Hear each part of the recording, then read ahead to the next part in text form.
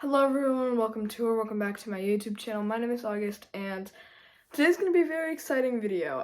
It's my first reading vlog. I don't think I've ever done one of these before, so it'll be an adventure for the both of us. I've been getting big into horror over the past few months to a year, but I realized, can I really consider myself a fan of the horror genre if I've never read a Stephen King book? No, I can't. And you read the title, so you know what this is going to be about.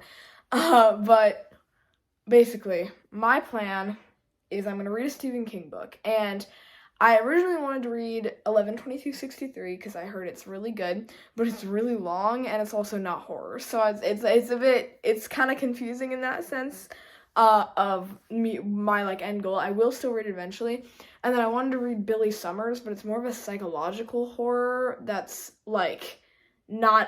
it's not even really considered a horror. I think it's more considered a thriller.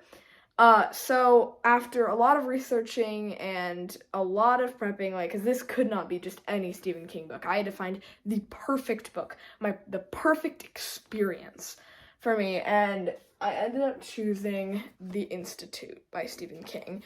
This book seemed really intriguing to me the second I heard the plot, and it's also very similar to Stranger Things, which I'm a big Stranger Things fan, so that's very exciting.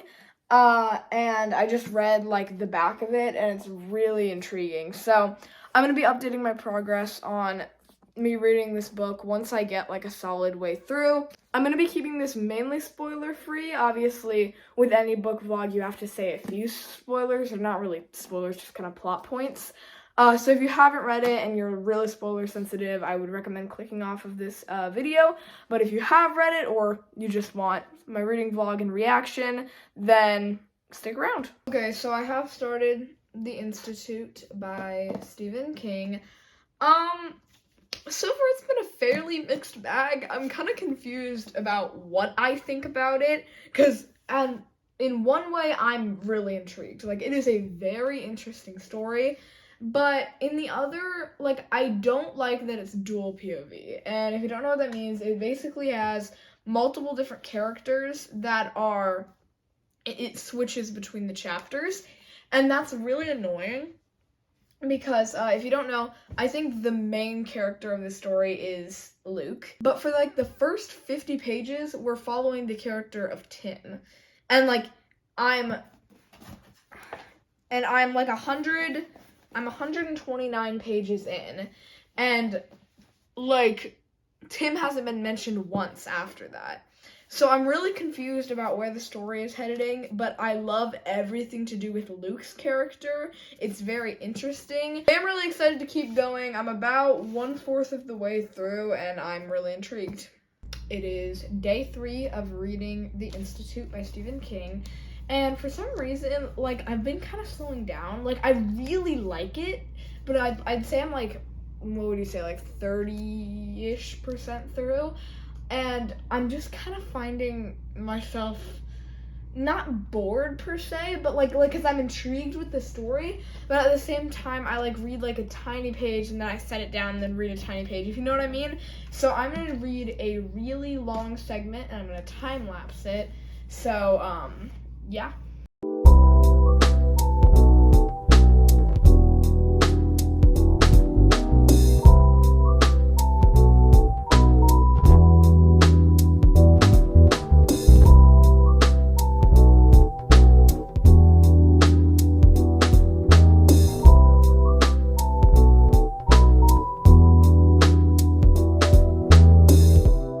Okay, you know that feeling when something you love appears in a book? Look at that. My favorite show of all time, BoJack Horseman, is in the... I'm unreasonably happy about that.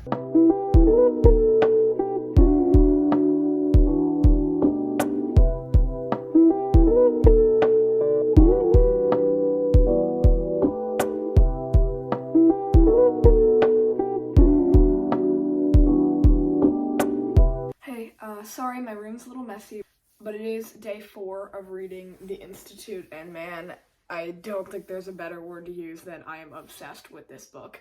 So I'm gonna try to get some reading done. The issue is I have a lot of graduation parties I have to go to today. So I'm gonna try to get around 70 pages done today and then read a lot more tomorrow. Several days later. Well, I finished it. That was such a heartbreaking ending. I'm going to review it real quick before I get into any spoilers, but that book was... I'm not going to give it 5 stars, because for me, that was one of the longer books I've ever read, and it's hard to really rate books that you spend so much time with the characters in, but I'm going to give that a 4.75. I have one gripe with it, and that is around like the middle-ish part, it definitely meanders a little bit. It can't really find its way of pacing the story, so it just feels really slow, and then some parts really fast, so there's just some continuity issues there. But the beginning, like half of the middle and the end are all like some of the best writing I have ever read in my life. So I'm gonna give it 4.75 stars. My review will be up on Goodreads, I'd assume, in like the next hour. So we're gonna get into spoilers. Click off the video if you don't want to hear them. 3, 2, 1. Avery's death was so heartbreaking. I didn't cry because I was in the car with like 4 other people, so I didn't cry when I read it, but it was one of, if not the most gut-wrenching deaths I've ever read in a book. He sacrificed himself to save all these kids that were in the institute, and the way Luke honors him after that happens is just so sad, and he was the reason that these kids escaped the institute, but no one will ever know because no one will ever believe them. So yeah, fantastic book, 100% recommend. If you like this video and you want to see more, definitely consider leaving a like on this video and subscribing, and definitely read The Institute by Stephen King.